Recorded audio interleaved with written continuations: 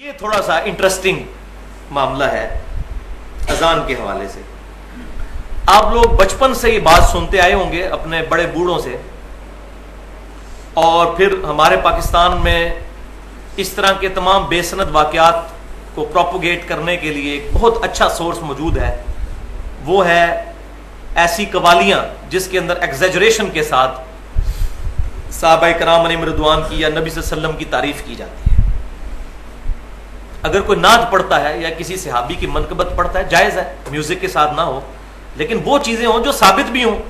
خام خواہ ان کی شان کو دھکے کے ساتھ بلند کرنا یہ دین کے اندر ایگزیجریشن ہے, ظلم ہے, غلو ہے, بدعت کے درجے میں ہے. اور بسا اوقات انسان کا ایمان بھی برباد ہو جاتا ہے جب نبی صلی اللہ علیہ وسلم پر اگر کوئی جھوٹی بات منسوب کر دی جائے. تو ہمارے معاشرے میں ایک واقعہ بڑا عام ہے جو قوالی کے ذریعے بھی عام کیا گیا کہ ایک دفعہ کچھ صحابہ نے شکایت کی سیدنا بلال کی کہ وہ اذان صحیح نہیں دیتے, وہ شین کی بجائے سین پڑھ دیتے ہیں, اشہد ان محمد رسول اللہ, اشہد ان محمد رسول اللہ. تو نبی صلی اللہ علیہ وسلم نے صحابہ کرام علیہم رضوان کا ریگارڈ کرتے ہوئے, مطلب یہ جو روایت بیان کی جاتی ہے ہے کوئی نہیں ہے, لیکن چونکہ بیان ہو رہی ہے قوالیوں میں بھی اور منقبتوں میں بھی, میں اس لیے بیان کر رہا ہوں. تو نبی صلی اللہ علیہ وسلم نے کہا کہ سیدنا بلال اذان نہیں دیں گے. انہوں نے اذان نہیں دی. اذان نہیں دی تو سورج ہی طلوع نہیں ہوا جو صبح کے وقت پو پھوٹتی ہے فجر کے لیے, کیونکہ وہ تہجد کی, یہ بڑے ہے سمجھدار ہیں, ان کو پتہ ہے. کوئی پوچھے کہ فجر کی اذان تو ویسے ہی پو پھوٹنے کے بعد ہوتی ہے, تو وہ اذان چونکہ سیدنا بلال تو تہجد کی اذان دیا کرتے تھے, وہ پو پھوٹنے سے پہلے ہوتی تھی. لہٰذا یہ میں ٹیکنیکل پوائنٹ بتا دوں آپ کو, یہ نہ ہو آپ ہاتھ ڈال بیٹھے اور آگے سے وہ علمی طریقے پہ آپ کو خاموش کروا دیں. فجر کی اذان تو عبداللہ بن ام مکتوم دیا کرتے تھے, بخاری اور مسلم میں موجود ہے, کیونکہ وہ نابینا صحابی تھے. ان کو اگر کوئی بتاتا تھا کہ فجر کا جو وقت شروع ہو چکا ہے, صبح صادق, جو صبح جو ہے وہ فجر کے وقت جو ہے وہ پو پھوٹتی ہے مشرق کی طرف سے, تب وہ اذان دیتے تھے. تو سیدنا بلال کی اذان بخاری مسلم میں آتا ہے کہ وہ لوگوں کو جگانے کے لیے ہوتی تھی تاکہ لوگ سحری کر لیں. تو سیدنا بلال نے اذان نہیں دی تو اس دن ختم سحری نہیں ہوا, یعنی صبح صادق ہی نہیں ہوئی, فجر کا وقت ہی نہیں شروع ہوا. بڑے لوگ پریشان ہوئے کہ یہ مسئلہ کیا ہوا ہے. تو پھر پتہ چلا کہ جی وہ فرشتہ آیا, اس نے نبی صلی اللہ علیہ وسلم کو خبر دی کہ چونکہ بلال کی اذان پہ آپ نے پابندی لگائی تھی, اس لیے جو ہے وہ سورج ہی جو ہے وہ طلوع نہیں ہوا, سورج جو ہے اس کی پو جو ہے نہیں پھوٹی, بلیاعوذ باللہ تعالی. اب یہ اس طرح کے من گھڑت واقعات پریزنٹ کر کے تو ہم بھی پھر سبحان اللہ اور الحمدللہ کہتے ہیں جی دیکھو جی سورج نہیں نکلا. بھائیو یہ سورج کا اس کے ساتھ کوئی تعلق نہیں ہے. ہم یہ مانتے ہیں اس بات کو کہ یہ پاسبل ہے کہ اگر پیغمبر دعا کریں تو سورج نہ نکلے یا سورج اپنی جگہ پر رک جائے. وہ روایت جو سیدنا علی کے بارے میں آتی ہے کہ ایک دن ان کی عصر کی نماز قضا ہو گئی تھی, نبی صلی اللہ علیہ وسلم ان کی گود میں سر رکھ کر سو رہے تھے. روایتیں تو ہیں لیکن اصول محدثین پر تمام روایتیں وہ ضعیف ہیں. البتہ صحیح حدیث صحیح بخاری کے اندر موجود ہے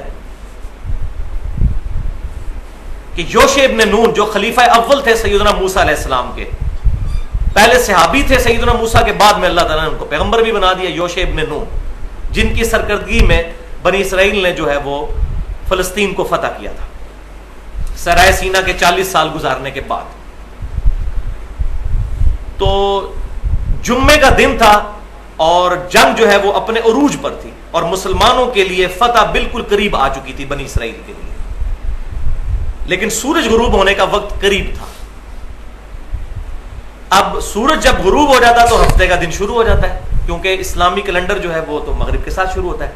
اور ہفتے والے دن یہودیوں کے لیے, بنی اسرائیل کے لیے, اس وقت کے جو مسلمان تھے, یہودی اس وقت کے مسلمان تھے, اب چونکہ انہوں نے ہمارے امام کا انکار کیا ہے صلی اللہ علیہ وسلم, اس لیے وہ کافر ہوئے ہیں. ادروائز آج بھی اگر وہ آپ صلی اللہ علیہ وسلم کی تصدیق کر دیں تو ہمارے بھائی ہیں. تو اس وقت تو ظاہر ہے کہ وہ وقت کے پیغمبر کو ماننے والے تھے, تو مسلمان تھے.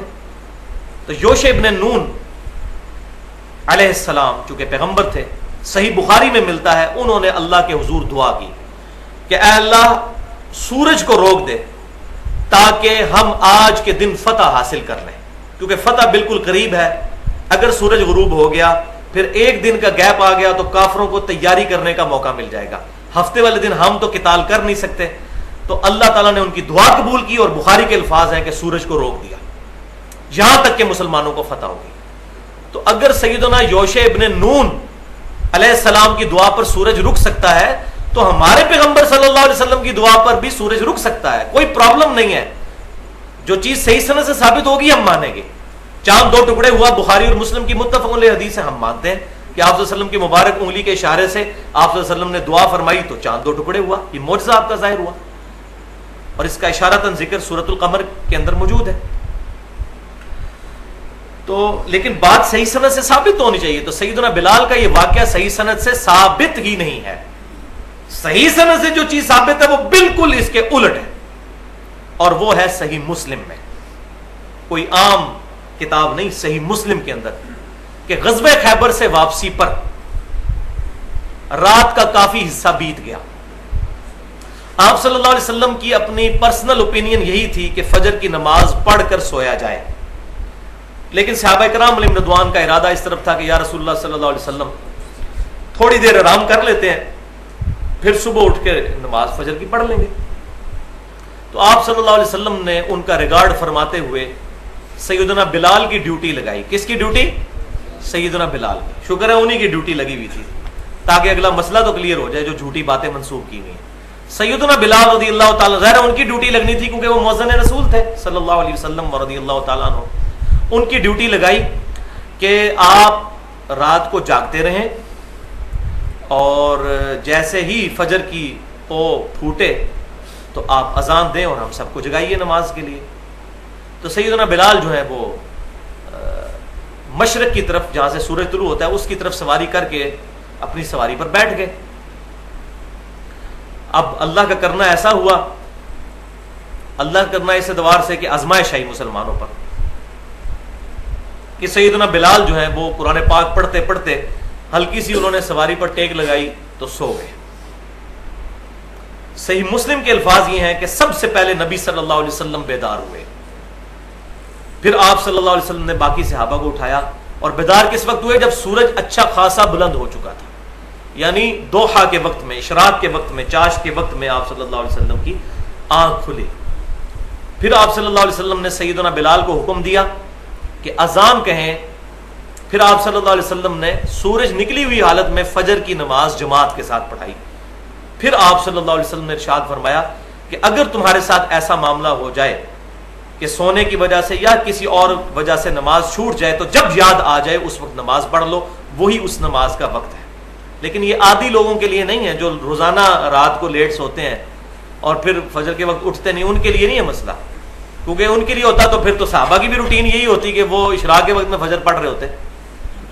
اور باقی کتابوں میں بڑی ڈیٹیل کے ساتھ ملتا ہے کہ صحابہ کرام بڑے پریشان ہوئے اور بڑے دکھی ہوئے کہ ہماری نماز قضا ہوئی ہے. تو پھر آپ صلی اللہ علیہ وسلم نے فرمایا، الموطا امام مالک میں بھی ملتا ہے اور باقی کتابوں میں بھی، کہ آپ صلی اللہ علیہ وسلم نے پھر صحابہ کو تسلی دی اور فرمایا کہ یہ جو کچھ ہوا یہ شیطان کی طرف سے ہوا. شیطان آ کر انسان کو تھپکی دے کر سلا دیتا ہے اور پھر انسان کے اوپر سستی طاری ہو جاتی. لیکن یہ معاملہ آپ صلی اللہ علیہ وسلم کے ساتھ نہیں تھا.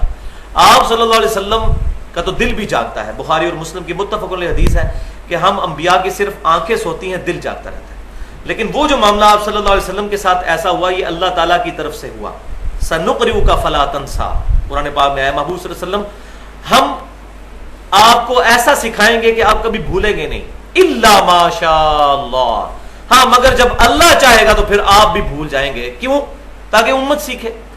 جیسے بخاری اور مسلم میں آتا ہے کہ ایک دفعہ آپ حالت جنابت میں مسجد میں آ گئے، غسل کرنا آپ کو یاد نہیں رہا، مسجد میں آئے پھر فوراً واپس گئے اور صحابہ کرام کہتے ہیں کہ آپ صلی اللہ علیہ وسلم کے مبارک بالوں سے جو ہے وہ پانی کے قطرے ٹپک رہے تھے. اس سے بعض لوگ نکالتے ہیں کہ شاید آپ ننگے سر تھے تو بالوں سے، آپ کی تو زلفیں تھی بھائی، زلفوں سے پانی یہاں سے ٹپکتا ہے، اس کے لیے ننگے سر ہونا ضروری نہیں ہے. سر پر پگڑی ہوتی تھی آپ صلی اللہ علیہ وسلم کی، تو آپ کی زلفوں سے پانی کے قطرے ٹپک رہے تھے. تو پھر آپ صلی اللہ علیہ وسلم نے فرمایا کہ مجھ پر غسل فرض تھا ازدواجی تعلق اپنی بیوی کے ساتھ قائم کرنے کی وجہ سے، تو مجھے یاد نہیں رہا. تو آپ صلی اللہ علیہ وسلم کے ساتھ اس طرح. اسی طریقے سے نماز میں بھی بخاری مسلم میں آتا ہے کہ کئی دفعہ ایسا ہوا کہ آپ کو سہو ہوا پھر آپ نے سجدہ سہو کیا تاکہ امت کو سکھایا جائے. تو یہ معاملہ بھی جو کچھ ہوا، نبی پر معاذ اللہ غفلت طاری نہیں ہوتی، نہ شیطان کا غلبہ ہوتا ہے. صحیح مسلم میں حدیث ہے کہ ہر شخص کے ساتھ ایک فرشتہ اور ایک شیطان ہے اٹیچ. تو ایک صحابی نے جرت کر کے پوچھا یا رسول اللہ آپ کے ساتھ بھی؟ فرمایا ہاں میرے ساتھ بھی، لیکن اللہ نے مجھے اس پر غلبہ دیا، وہ مسلمان ہو گیا، اب وہ بھی مجھے نیکی کی طرف ہی راغب کرتا ہے. تو سوائے آپ صلی اللہ علیہ وسلم کے کوئی شخص بھی شیطان سے محفوظ نہیں ہے، چاہے بڑے سے بڑا صحابی ہو، بڑے سے بڑا تابعی ہو، بڑے سے بڑا کوئی بزرگ. اسی لیے ہم کہتے ہیں کہ امام اس کو مانو ما ضل صاحبکم وما غوا، تمہارے نبی نہ کبھی بہکے ہیں نہ کبھی بہرا چلے ہیں. جس سے غلطی ہو سکتی ہے اس کو اپنا امام نہ بناؤ، اس کو اپنا امام بناؤ جس سے غلطی ہو ہی نہیں سکتی، جس کی گارنٹی خود اللہ تعالیٰ نے سورہ النجم میں دے دی، پارہ نمبر 27 میں.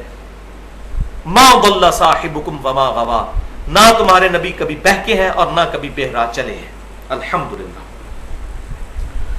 تو اس واقعے سے بھی پتا چلا کہ سیدنا بلال جن کی ڈیوٹی لگی ہوئی تھی، اس دن تو بڑا ان کی عزت بےزتی کا معاملہ تھا کیونکہ ان کی ڈیوٹی لگی ہوئی تھی، تو اس دن تو سورج پھر نہیں پو پھوٹنی چاہیے تھی، وہ تو ایسا پو پھوٹی کہ اشراق کا وقت آ گیا.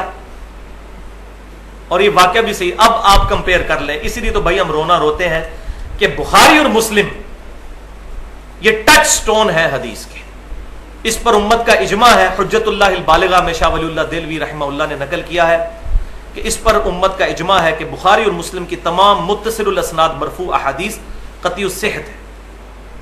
تو بخاری اور مسلم کی احادیث بالکل کچھ اور بات کر رہی ہیں، اور باقی یہ قصہ کہانیاں کسی اور طرف ہماری رہنمائی کرتی ہیں، بلکہ رہنمائی کیا، غلط عقائد اور نظریات کی طرف ہمیں پروپیگیٹ کرواتی ہیں.